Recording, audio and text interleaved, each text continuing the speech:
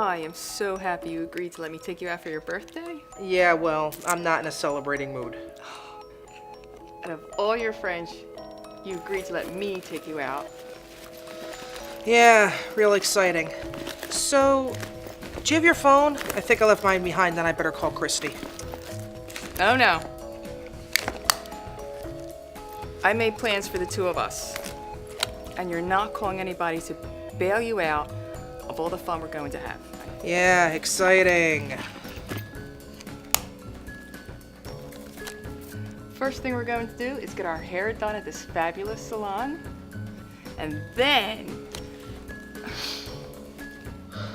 Bonnie, are you okay? No, I am not okay. I'm 40.